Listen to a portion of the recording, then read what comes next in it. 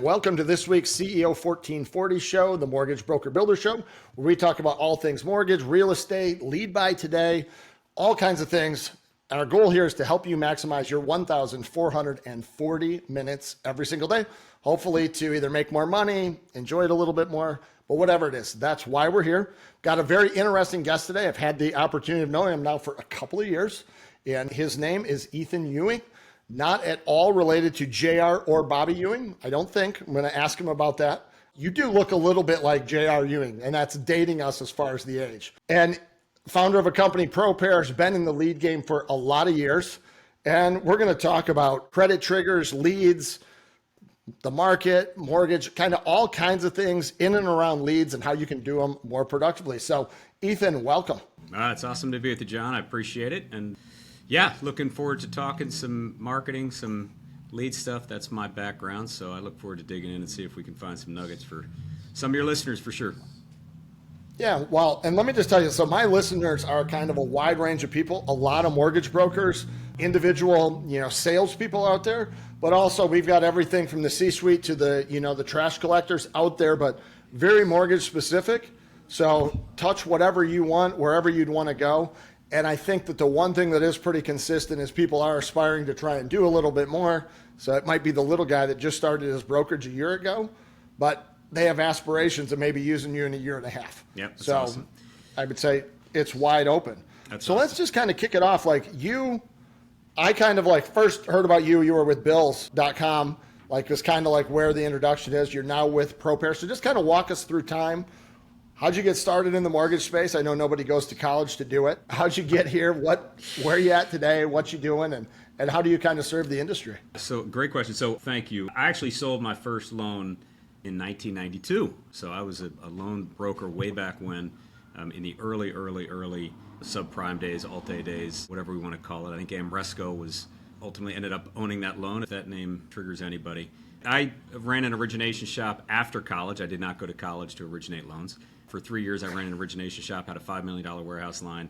It was me, another producer, and a processor. And it was an awesome business. It allowed me to buy my house, my first house in Maryland, where I grew up. And I remember I went down, I was licensed in Florida, and I'll never forget going down to licensing class, and I had this great instructor, and it was actually a family business. She was instructing, she had her sons instructing. But the one takeaway from that, outside of all the crazy regulations, and at the time there weren't that many relative to what there are now, but was that, she said, hey, you can always make a living selling loans. And always stuck with me, because it's one of those things. I've started this business 9 years ago, started another business for a couple of guys prior to that. So I've been in more of this software and marketing environment of entrepreneurs and starting businesses. But you always know, hey, I can always go back and sell loans. And you and I were talking earlier about, hey, do you still originate loans? The ability to originate a mortgage loan and to be a trusted confidant or a trusted advisor for homeowners who literally are going through, for 99% of us, the most stressful process financially of their lives. I've bought 4 homes, and every single time the stress has not gotten less. It's very stressful. You're putting a lot of money out there. So to be able to do that is, I think, a unique characteristic for loan officers. And yeah, you don't go to college for it, you don't go to school for it. But I think from an empathy perspective and from a human perspective, and these are some things we'll maybe talk about a little bit more today, those skills about getting people comfortable making that decision are things that has stayed with me, from my loan broker days all the way up through now. So anyhow, so I transitioned, ended up moving out in 2000, moved out to the Bay Area, took a job with an online mortgage company at the time, which ended up failing spectacularly, lost hundreds of millions of dollars, and was awesome and super fun for about 6 months. And then I was fortunate to catch on. Actually, that was summer of 2000, and it was a really tough time out here in the Bay Area where I live now, because just jobs were gone. I mean, that was the dot-com bust in March. It happened, and I was fortunate to get on with a company that ended up getting bought by Experian, and that little pocket of 3 years. 3 to 4 years, I was doing a lot of online business development partnerships with Yahoo, with E-Trade, with AOL. We were doing these great big deals with lots of super profitable for us, profitable for them, at a time when inventory was very suppressed and media was very cheap. So we found a really nice niche in that time, and I just managed to make some great contacts in that period, and came out of that in 2004. Started my first lead generation business for Ameriquest Mortgage, and then a couple years later, moved up to the Bay Area and started a company for two guys that own the business called Bills.com, which is a big lead generation business. I did that for 10 years, and there we're spending $5-6 million a month on media. So a lot of experience buying media, turning those into leads, selling those into lead buyers, brokers, big banks, big lenders, the whole deal. And the interesting takeaway for me in that 10 years was, one, you know how to buy media. Buying media is a thing, and is a skill set. But two, then the challenge from our buyer's side was always that they kind of treated everything pretty much the same. So every lead that came into their system, and I think that's just kind of instinct, is you just kind of treat it the same. And from our perspective, we knew that those leads were not all equal, and that different lenders had a different chance to close different types of loans and different types of leads. And so that's when we started ProPair back in 2016, on the premise that, hey, if you're buying a whole bunch of leads, you're generating a whole bunch of media into your sales team or even for yourself, rather than just treating every lead the same, you can use predictions to determine which leads to prioritize, which leads are more or less likely to focus, which leads you should assign to which agents on your team, which leads you might want to continue to nurture over time, which leads you might want to call, which leads you might want to email. And that's led us into this larger world of just adding predictions to pretty much any step of the sales process. You can start to predict outcomes and then use those predictions to then execute the decision, whether that's a lead assignment, lead prioritization, lead nurturing, how often you're going to call them, if you're going to send them a direct mail, that whole thing. So very long story of my background, but that's yeah, no, I've got like 3 or 4 things there that I kind of gleaned out of what you were saying. Thing number one that I think is just really interesting as I hear that, and people have been out struggling, figuring things out, worried about what's going to happen with AI. You mentioned really 2 or 3 things that I just pulled away. Thing number one, once you know how to sell, you can always make money, right? So like whether it's selling a loan, there's always something to sell. So that's a sale, a skill. I actually learned to sell, believe it or not, when I go back in hindsight. Around 12 years old, there was a military base. We would go out and we would boot shine. So you were selling shoe shines to, people. And then I taught, hundreds of ski lessons. And you had to sell people on, paying you for private ski lessons. So and then move into the next thing. So everything's about sales. You mentioned kind of the dot-com bubble, the crash, and you ended up acquiring a bunch of skills. So if you can sell, when you're in the crash or in the downtime, acquire skills. You said media buying, you figured out, probably banner display ads and all these skills. You've now taken that sales and those skills and have parlayed it now into, it's 30 years later, you're still doing it, but it's our sales and our skills that predict the outcome, nothing else. Yeah. Right. And those are things that you can continue. That's it. And I think the relationships along the way, right? Like that's the part, you're accumulating skills, but skills age out, right? You're accumulating grit, like you said, like when you're shining shoes, like that's grit. That's not sales skills. That's just grit. Like just staying with it and being good with no's and all that other stuff. Hey, John here, not trying to sell you anything, coming at you with a bunch of hot commission breath. But what this is an FYI, letting you know that we do have a community where we have shared hundreds of posts, hundreds of sales scripts, techniques, tactics, different things to help you grow your business and maximize your 1,440 minutes every day. I'm not sure if it's for you, but it definitely could be for you. So go in there and check it out. CEO1440.com will take you to a place. You can join our free group, give it a sniff test. If you like it, awesome. We've got a lot of other things. We probably would like to sell you something, but right now that's our gift to you. Get in there, check it out. CEO1440 will take you to a place where you can sign up to be part of our free group. Enjoy the rest of the show. But then I was 12. I wanted chewing tobacco and, a Playboy, right? You were doing it for all kinds of reasons. It was just fun to be out there in the mix. But that's really interesting. Fast forward to what you're doing, with ProPair and, a lot of the stuff I talk about, and if you go back, heck, 2016, 2015, there were like CRMs were not even super dialed in, right? It was like very clunky, and now it's become super dialed in. One of the things that I talk to brokers all the time about, and I know you're kind of like brokers on steroids, like level 5, but individual brokers that I talk to all the time that have very broken processes. And I'd love to just, you go in and dissect this for large companies, but I talk to them about the importance of having one front door. Like when somebody comes to my house for a birthday party, everybody gets routed in the front door. My wife tells me exactly what I need to do. John, now when they show up, you meet them at the door, you get their coats, make sure they have a drink, and take them into here. Like, I have one job.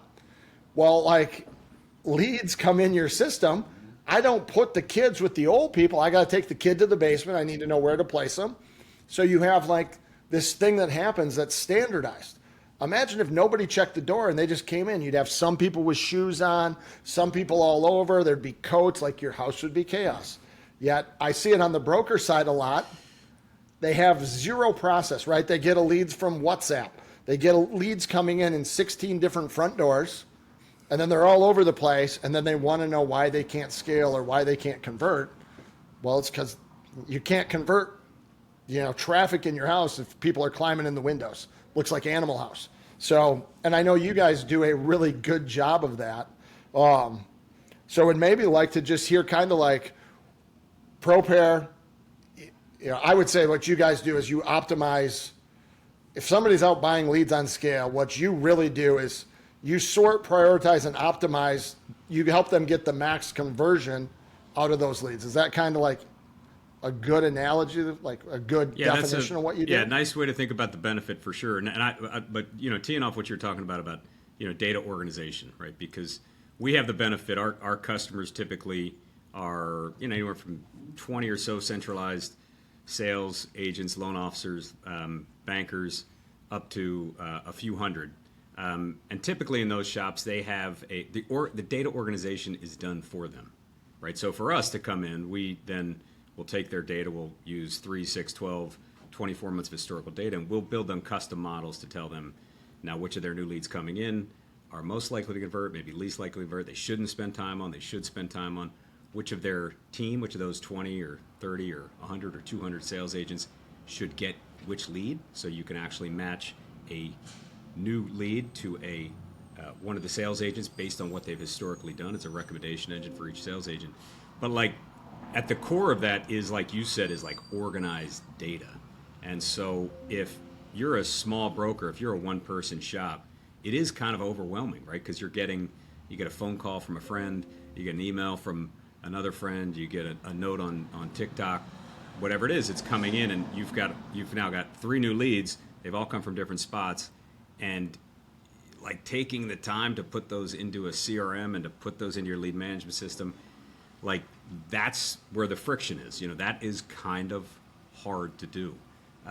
Yet the flip of that is, as people like us that have been around for a while say all the time to people that are out producing, that's pretty key to do. So even though that's hard, when something is hard and it is advised to do it, that's usually the thing that you want to do. The reason that matters is now if you have those 3 leads, now that they're in your CRM and you take time to keystroke in those 3 records, you've got their name, you've got their email, you've got their referral source, when they came to you, and then now within your CRM, now you're cooking with gas, right? Because now they're in your CRM. And now, if you're using the technology that's available today, you're tracking your emails, you're tracking your texts, you're recording your calls with those prospects. Now, so that's one day. So expand that out to 280 work days, okay? And now a year later, you've got 750 of those lead records, and you've got call logs, activity logs, text logs, behavior logs with all of those customers. And maybe you close out of those 30. You now have a dependent variable. You can now, a year later, you can build a model to tell you, give you the signals for when a new lead comes in, you can determine, hey, I am 80% likely to convert this lead. I am 5% likely to convert this lead. with that, just that little amount of data and that dependent variable. You can do that as a small shop, and that would make a significant impact in your business. But like back to your point, it starts with the data organization, the basic, that data infrastructure. Bill Emerson, I spent a lot of years at what is now Rocket, and Bill Emerson used to say, I'll probably mess this up a little bit, but I wrote it down here. You know, what's easy in the beginning, what's easy to live with in the beginning is difficult to live with in the end.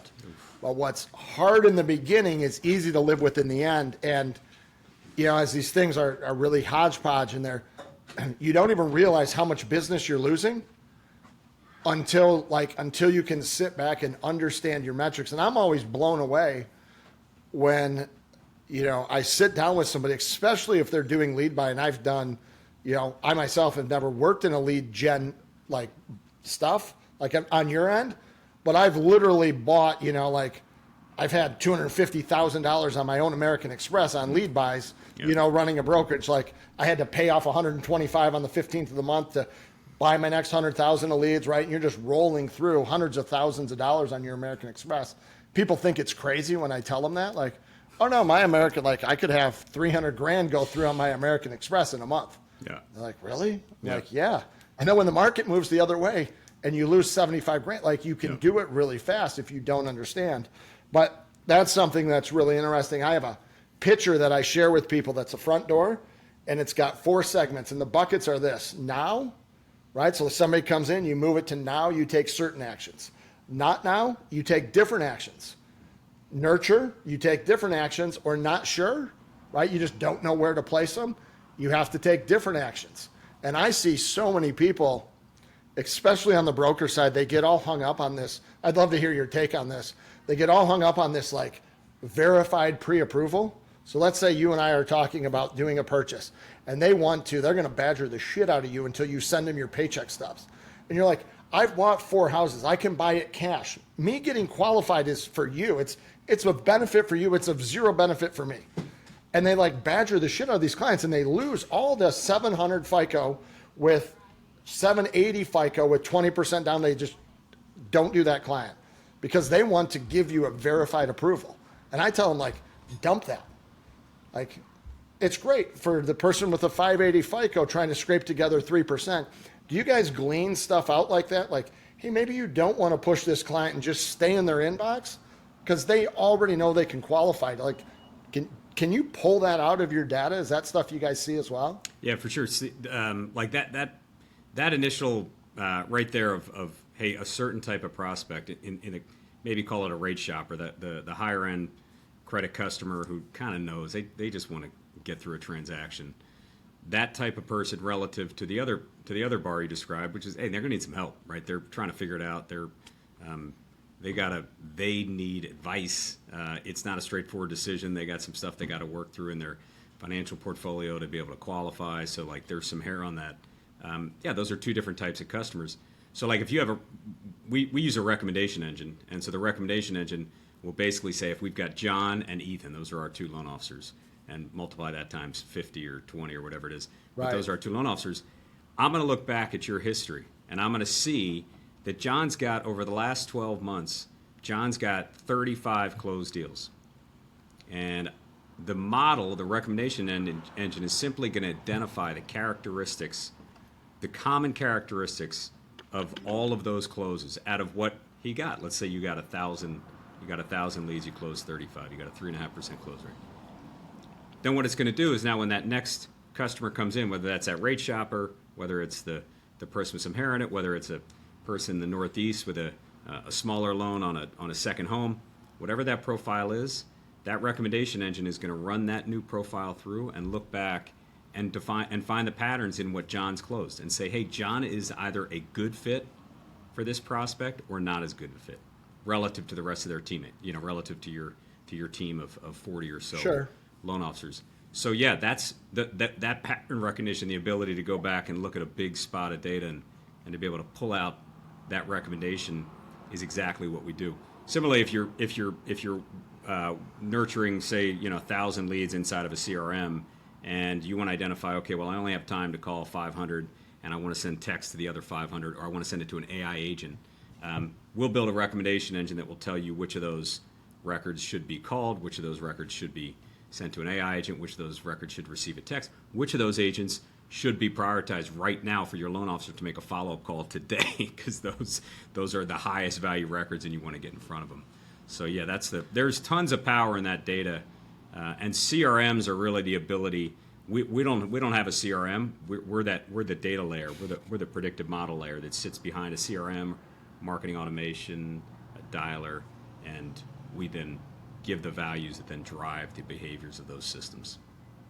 Hey, John here. If you're anything like me, you like to get in, poke around, you like to check things out before you go diving in head deep. We've got a group where you can do that very thing. CEO1440 is a community. We post in there all the time. There's hundreds of different people, a lot of different conversations, and things that you may be able to take away and apply into your business. Now, the guarantee, I can't make you any guarantees. It's not going to 5X your business, but what it might do, it could 5X your business, probably will give you some things that you can tangibly take away and start applying in your business every single day. Everything we post may not be for you, but it definitely could be for you. So check it out. The group's free. Would love to see you in there. CEO1440.com. Enjoy the rest of the show. You're kind of like, I think of it in like coaching. You're like the Obi-Wan Kenobi, right? Like just sitting there looking at the Jedi and just telling them what to do, right? You're not like fixing the the X-Wings or the fighters or whatever they're called. Yeah, you're the whisperer. You whisper. You're just whispering. You're whispering. That's a good way to think about it. It's really it's a super interesting place today as I coach. You know, I do this thing where I bring people in for like a 12-week intensive, and one of the biggest things is identifying. You know, almost always, if somebody closes, every deal they have has got a bunch of hair on it. Like everything they do is bottom of the barrel, low FICO. It's not that that's the leads they're getting. That's the only ones that they actually convert well. And so often it's something in their process. Like your average loan amount often is not the leads. It's some little tweak inside of your process that determines that you've prioritized them in some way, shape, or form. Therefore, you're actually feeding your own crappy, low volume, low margin, hardworking loans. Yeah. And you have two people that are buying, like I have people buying leads both from the exact same place. Yeah. Right? The lead comes from the same place. Yeah. Their margins are about the same. Like they're set up with the same little widgets. They have the similar landing pages.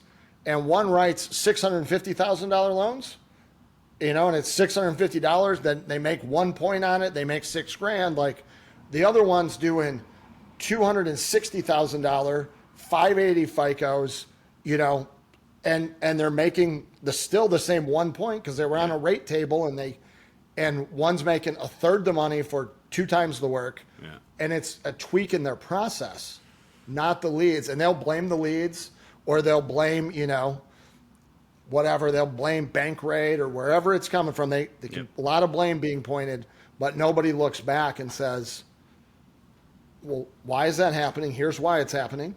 Yep. Here's where the problem is. Here's how to fix it. And here's what. So I think it's really neat.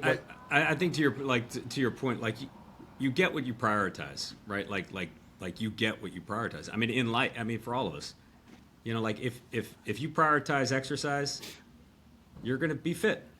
If you prioritize travel, you're going to spend a lot of time traveling. If you prioritize time with your family, you're going to spend a lot of time at home. Like you get what you prioritize. That's just it's wonderful.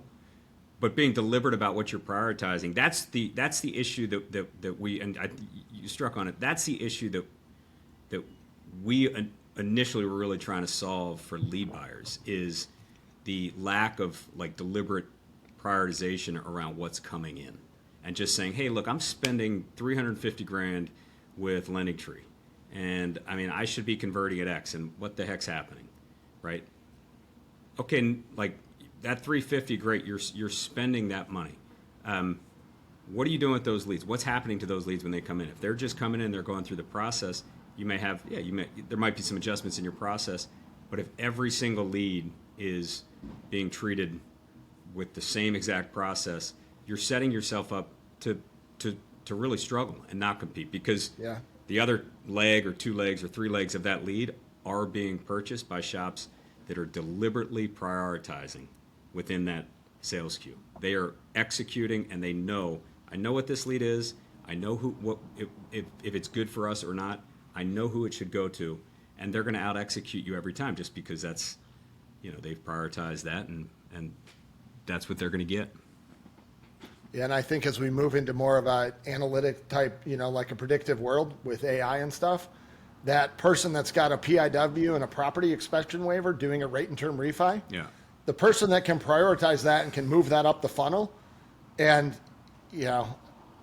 I don't think that there's any reason if you're doing a rate and term right, you meet this 4 little check boxes, that you probably couldn't at time of application be able to lock and schedule your closing as you're signing your disclosures.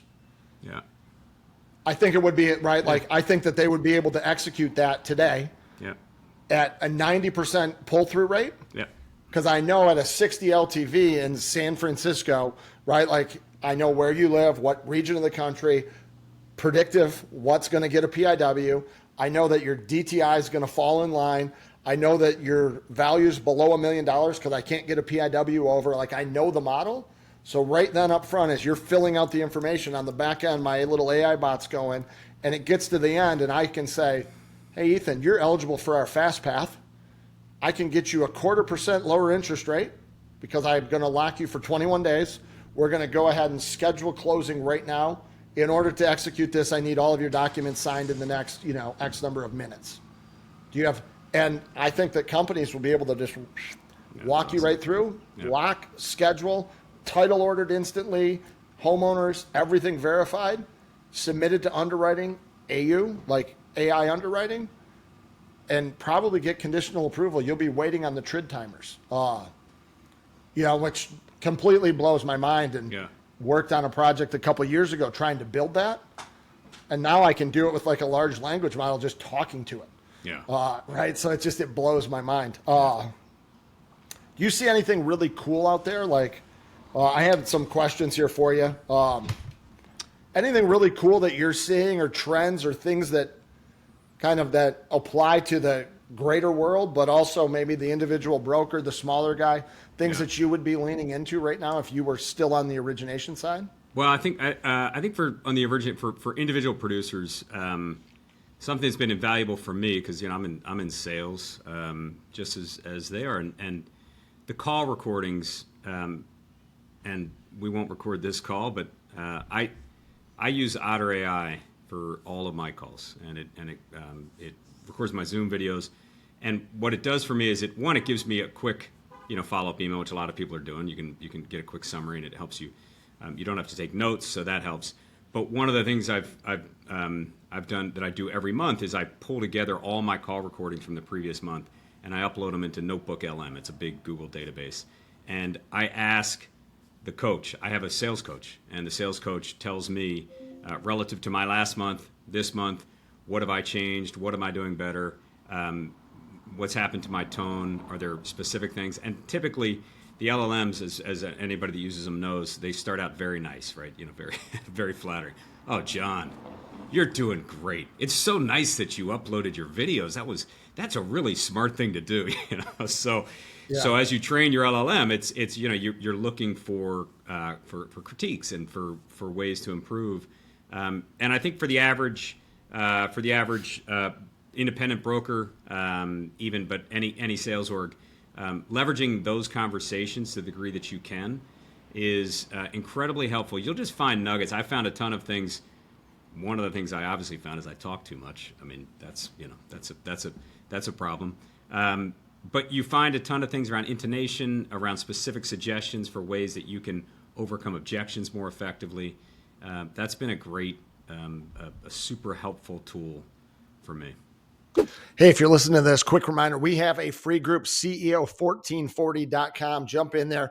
Tons of posts, tons of information, a lot of stuff we're bringing day in, day out to help you do more with your 1,440 minutes every single day. CEO1440.com. Check it out. Yeah, I have a thing that rides on my computer. It's a little red dot. I press it. I can be on Zoom, anything, as long as it's through the audio on my computer. It works on an iPhone as well. But if I'm on a sales call, I can press that, however, and it begins recording in the back end. And this has been trained by myself and the company that did it, but it's my sales process. So it's listening to the call, and it might prompt me to ask you about the property. And what it's doing is it's completing a 1003 as we're on the call, and it's giving me suggestions that I trained it. So it overcomes objections like I do. You acknowledge, you respond, you pivot, and it walks through. And then here's where it gets super cool. And I do this with some of my clients that need like sales coaching. We install this on their thing, and they're just, every sales call is being recorded. It's constantly giving them critiques, but the second they hang up, boom, in your inbox is a 3.4 file with all of the clients, everything that you said. If you mentioned a job, like it would have ProPair already in there and the number of years calculated that you've been there based on what you said. You didn't even tell me a start date. It just does it. And it becomes a 3.4 file that I can now take and upload right to any of the things. So they literally have me in their ear on a screen. Here's the suggested text and what their transcript is. It's transcribing in real time. Yeah. Or if you're on your iPhone and you make a call, say you're just driving around the golf course and you're talking to a client, you're like, yeah, I'll follow up the second you get off the phone, it shows up as an email with the transcript, all the bullet points that what you asked about on the 1003. Yeah. And the 3.4 file to put right into your thing. Yeah. So like I in theory could coach 100 people at a given time on all of their calls simultaneously. Like that's kind of mind blowing. Yeah.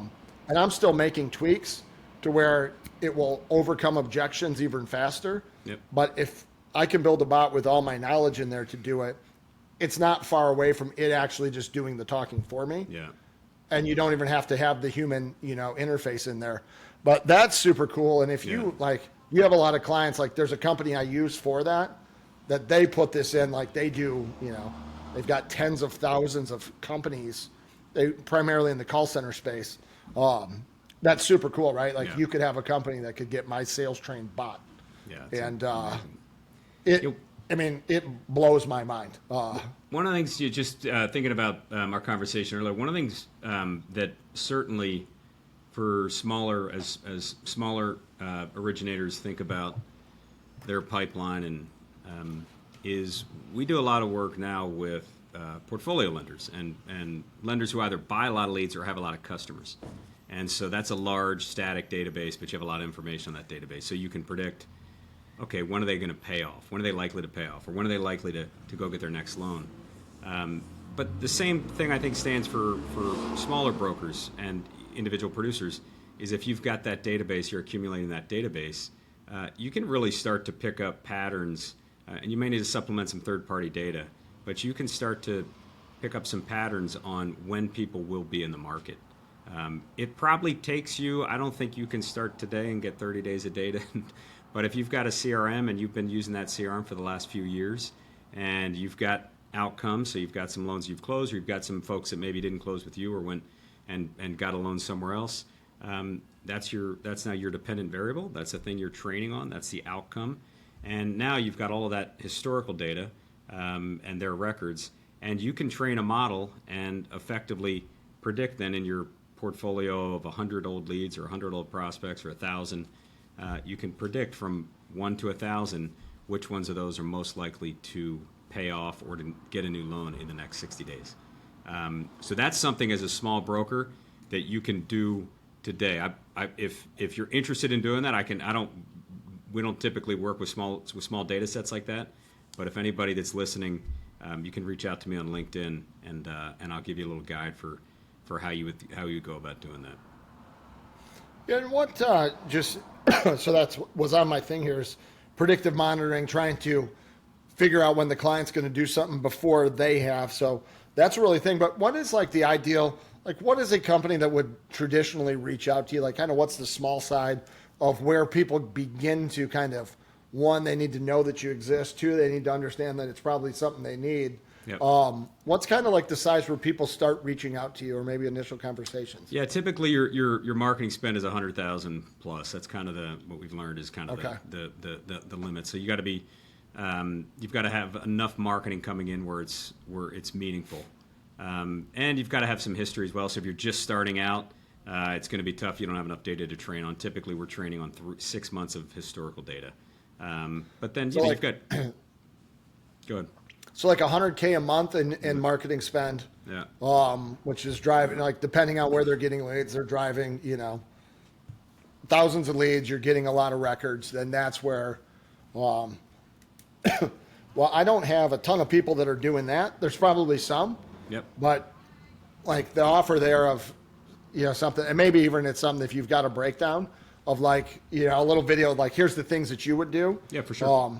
Maybe I can even post it back. I've got a community I run. Yeah. I can post it back in there, do a little training on it for them. That would be awesome. Yeah, I'd love to do that. Like I said, this isn't for smaller, but I'm happy to show you what I would do if I was an individual producer, an individual producer with CRM with 1,000 lead records, historical lead records. Here's what I would do to prioritize those historical lead records. I'll just do a little. I can do a little Loom video and share it with the. Happy to share that with the community. That would be awesome. Because we all need to, regardless of where we're at in our game, right? Like, it's taking the steps today to set yourself up, to win in the future. Yeah. And there's just a really big learning curve. Credit triggers are something I've seen you post about. Yep. And I'm not I don't even really care. Like, there were some super people that did credit triggers. Yeah. Like, they had great systems set up. I actually think that some people that didn't do them are going to get their butts kicked when these people start now coming after the traditional business, because they had dialers set up. They had analytics. They knew who to call, what to call, when to call. Like, they were miles ahead from the tech standpoint. Yep. And, they're going to show up in your backyard where you've been just complaining about them calling your leads on occasion when you couldn't pre-screen opt them out. And they're going to be kicking some people's butts. I've read your piece. I read that piece. I love that. I read that LinkedIn piece, and I have a customer who's a trigger customer, and we don't have many because we don't have. That's really the only one. They're transitioning away, obviously, from triggers, and I shared that sentiment with them, and they are hard workers. They're committed. They've been grinding away. They're going to have to change marketing channel. That's going to be, they're going to be fine. They're going to be fine because they've been grinding it out in a very difficult channel. And the lessons you take away from that, and the rigor and the structure and the discipline that you take away from doing that, they're going to be just fine. So they're now moving into buying lower cost leads. Eventually they're going to buy higher cost leads. They've got some other list marketing. There's some things they're going to be doing. They're going to do some direct mail. Those are, but anything they get into, it'll take a little while. It always takes a while. You got to give every channel, a few months and work out the kinks. But if you're paying attention to your numbers, which they do, you'll figure it out. These channels exist.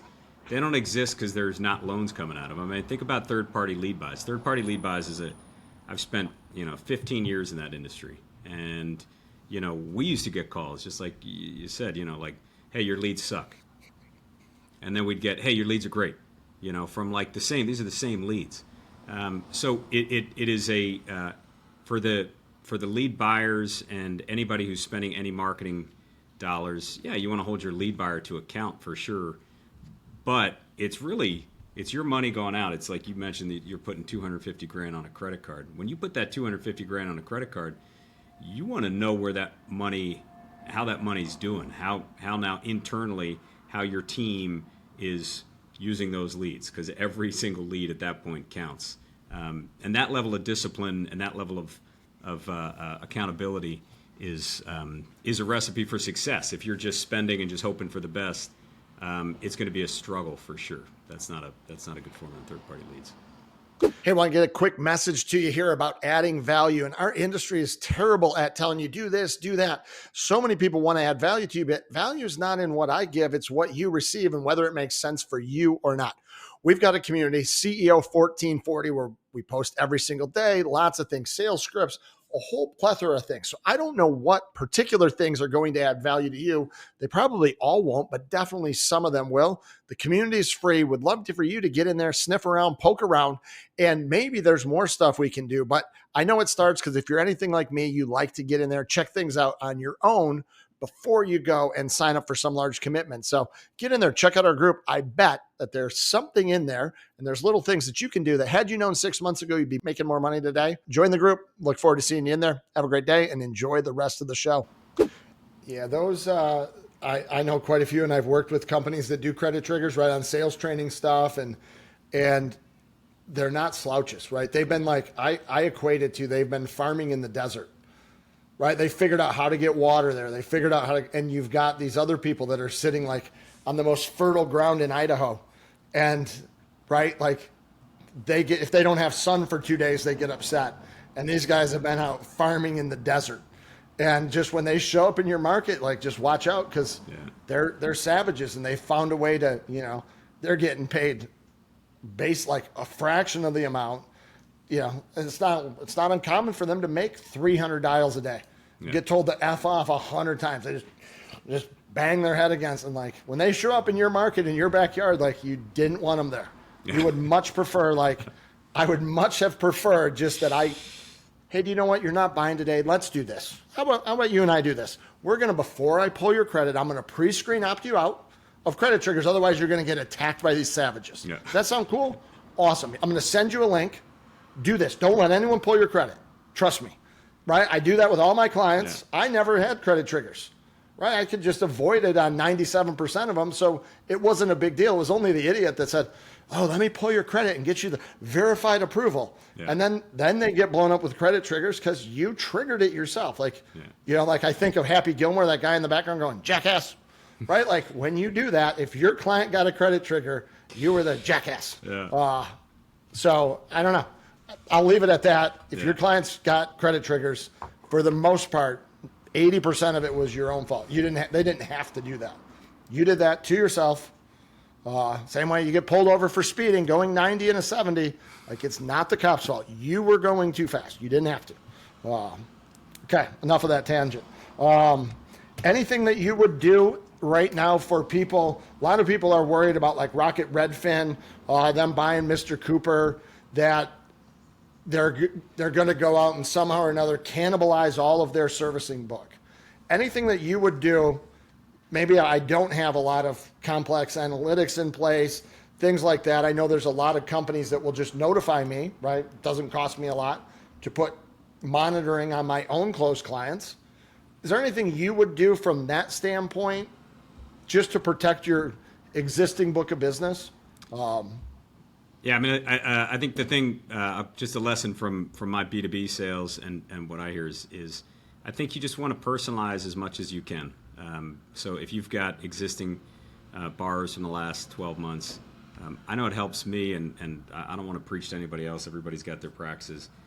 But the more that I know about the prospect and their situation before I call them, and the easier the conversation is, it's less friction, frankly, on the prospect. So yeah, research your prospect. It's not a volume game. I mean, it is. But it's not a volume game. I mean, each one of those prospects in if you've got that database of those past borrowers, just treat that like a date with your significant other, right? Prepare for it, get ready, treat it well. Because you're right. I mean, they're significant. They're going to be hearing from certainly from Rocket and other servicers, but you're in the catbird seat, right? It's your deal it's your kind of deal to lose. You were the last originator. If it's a previous bar, you were the last originator. So just be prepared. Yeah, and you said this earlier, but I'll kind of reiterate it again. What you focus on, you find. Right? So your close clients, some suggestions I would just make is make sure you're in their inbox with some kind of video or something that's like authentic you at least once a month. Like don't rely on your happy, Labor Day, happy 4th of July, like happy pumpkin spice, the Wednesday before Thanksgiving. Nobody cares about that. You actually probably hurt your chances of getting business doing that. So just some pointers that I would have is have something like that. Provide them with things like where the market's at, maybe a payment calculator that you send to them so they could see what it looks like. Give them things that they would actually use. So just always run the litmus test. If you weren't you, would you do business with you based on the thing that you just sent them? And a lot of times we send out crap for the sake of sending something out. So if you want to compete with Rocket, be what they can. They're going to beat you in the analytics. They're going to beat you in that they can show up on their payment coupon. Like you can't do that for most of us. So beat them where they can't by being an authentic, real human being, sharing real, human stuff. So I think that's all great things. What are your thoughts on like the Rocket, Redfin, Mr. Cooper, Rocket Money, the whole, right? They bought Lower My Bills, Not Bills, right? Their whole ecosystem that they're building to capture you from, essentially Rocket Money is trying to get kids right out of college. Yep. Right? To like start monitoring your credit, and they'll stay with you all the way through, your collection of Social Security and death. What are your thoughts kind of on that? What are you hearing from other companies? Like, kudos to them, right? Yeah. Like they're building a better mousetrap, but yeah, for sure. What are your thoughts there? I'll riff a little bit. I mean, I love Rocket. You're an old Quicken alum. They were a client for years, and Dan Gilbert introduced me to the ISMs, and every time I'd fly out there, I'd fly out there 4 times a year to go visit them as a client, and I always brought back a new book of ISMs. And I think just that organization, I think gets a lot of attention. For me, it's just very positive. It's an inspiring organization within our community that I don't know their leadership now, but I do remember sitting with Jay Farner when we were first running bills, and we came out and they were spending a lot of money with us, and he said at a conference room across from me, and he said, "I just want to put you out of business." And I was like, "Whoa, it's not much of a partnership." And he explained his rationale. He's like, "Look, the relationship that you're intermediating for me with my borrower, I want to be there." And so, yeah, they continue to do that. I think that is exactly, if I was in his shoes, I would want to do the same thing, and I think it makes a lot of sense. Now, that said, lead providers, third-party marketing partners, that's just there's always going to be a space for them. I think certainly like the lending trees of the world, the Suda connectors, the big lead providers, the big lead sources, would benefit from being thoughtful about what the NerdWallets and the Credit Karmas and the Zillows, the assets they have, and try to spend a little more time, this is unsolicited advice, try to spend a little more time on product and facilitating the matchmaking between the prospects and their potential lenders. I think that's always been a gap and has never killed those businesses, but is an opportunity for sure. And people trust Zillow, people trust NerdWallet, people trust Credit Karma because in many cases they've already given them their data. They're a concierge type service. There's a company called OwnUp that does a great job. They power Realtor.com, and they do a really nice job of handing off prospects into lenders and giving that more attention and giving that more focus. I think is just one of those areas that everyone's going to win. You're not going to diminish anything if you improve that part of the process, because right now prospects, if they go to a lending tree, or if they go, they tend to feel overwhelmed, and I think that the burden to some degree is on lead providers to create a better experience there, and I think they can do it, and I think they will, but that would be if you want leads now, right? So a broker, somebody you can build a personal brand, do your own thing, which takes time and is slow grind. And a lot of times you've got an augment with that. I need leads now, right? And go to Facebook. And there is, massive difference between people that work with a lot of those different lead providers, what that handoff looks like, what the landing page is, where they go, what the experience. We run some plays on our end, pretty specific, because we're small brokers for the most part. Like, how do I resonate with that client different than everyone else? Right. I had somebody on that said, and it really has stuck with me, is that different is better than better. For the most part. Yep. Right? Better is an improvement offer. Better than what? Better than who? But if I can just be different, then I put myself in the same bucket. So Yeah. we always try and how can I separate myself and be different? If I'm trying to be better, then I got to be better at dancing on TikTok, and I can't dance. Well, I always think, like it's kind of interesting. Just a little bit of a tangent here for me because this is this goes back. The best source of business if you're an originator is a referral. I mean, it's 100%. It's great.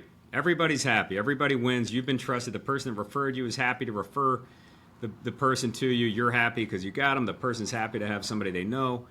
Like the lending tree is effectively doing a referral, but they're just not doing a good enough job of it, right? Like you have the opportunity. That person has come to you and said, hey, look, like Lending Tree, I trust you to give me a good lender or a few good lenders, 4 good lenders. Make me some nice referrals, and I'll talk to those people.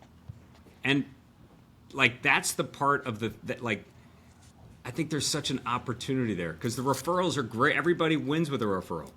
So they've got a person on their website that's like engaged in the process. Make a nice referral.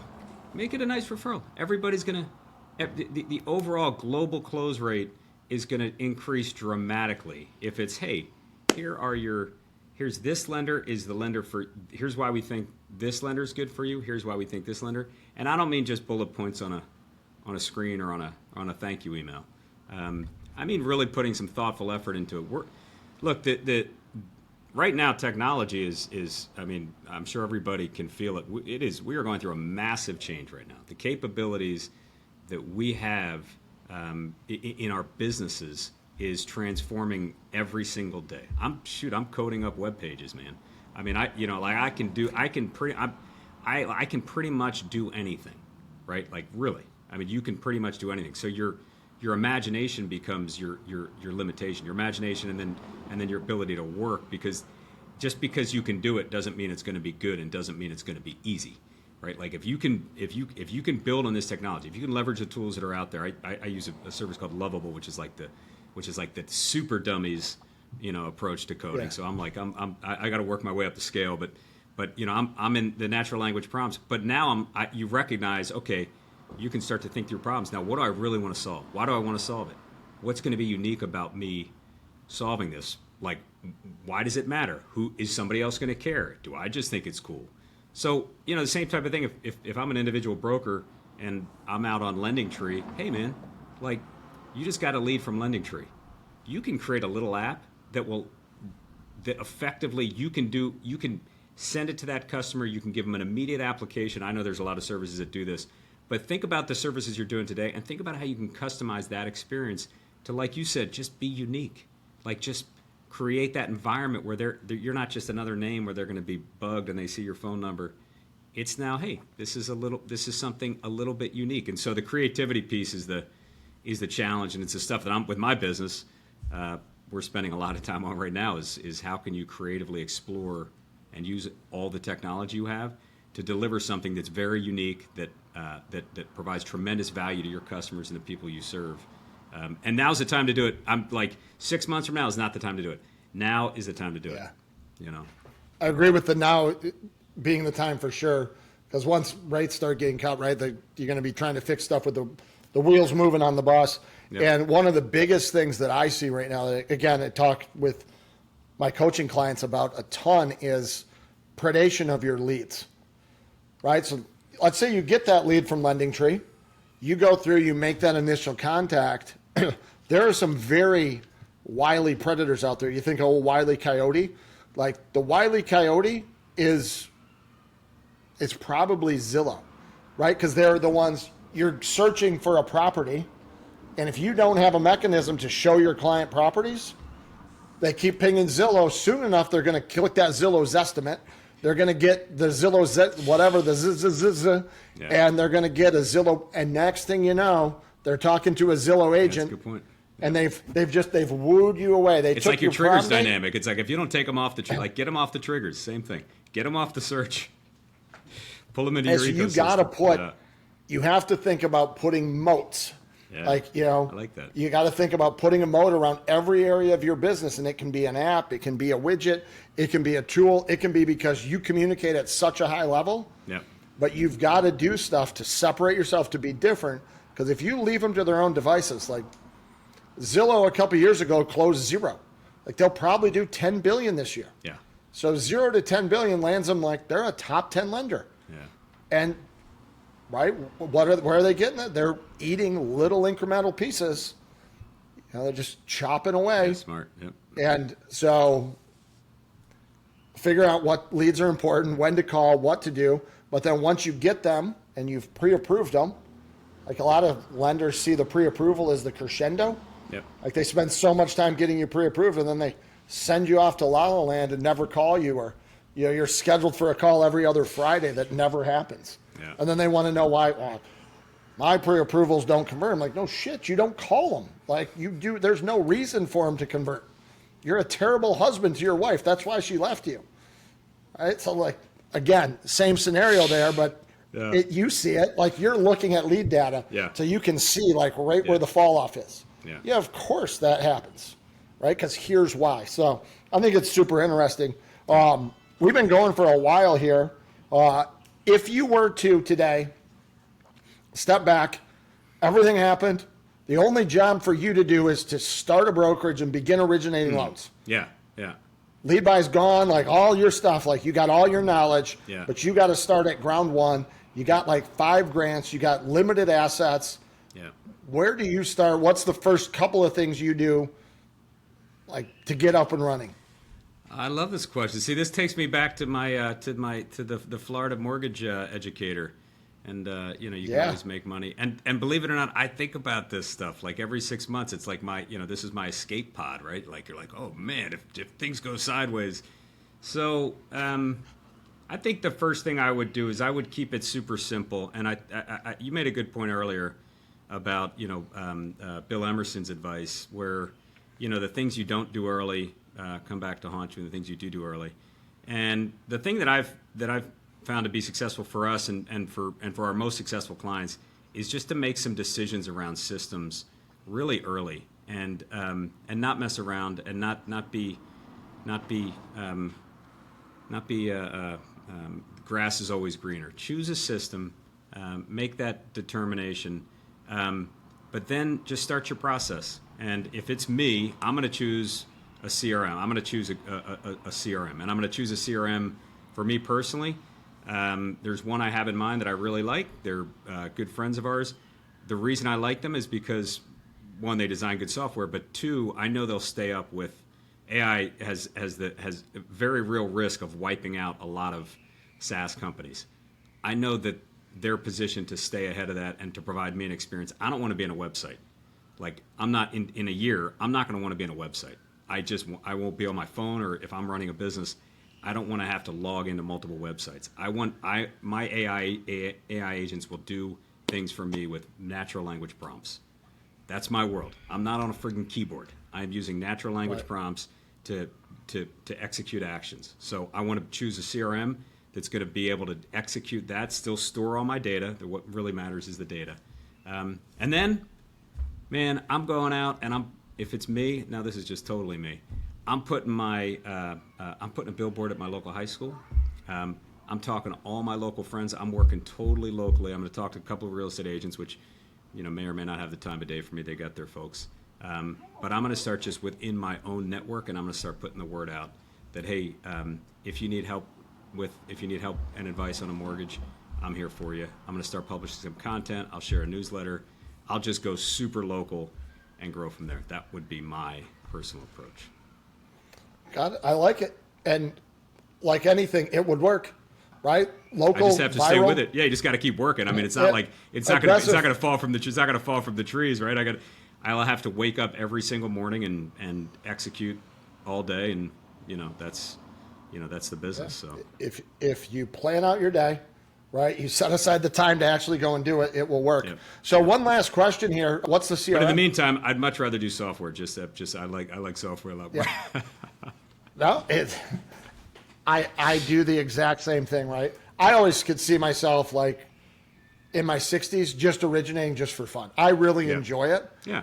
When you do it because you like it, not necessarily like it's fun to do when you like it, not because you have Gratifying, to. you make a little bit of money, you have a nice relationship. Yeah. People. So what's the CRM? You can't give that strong of an endorsement without saying who it is. It's a company called Relcu, RELCU. Okay. Yep. Now I know Trip and all the guys over there. I've used Relcu. Yep.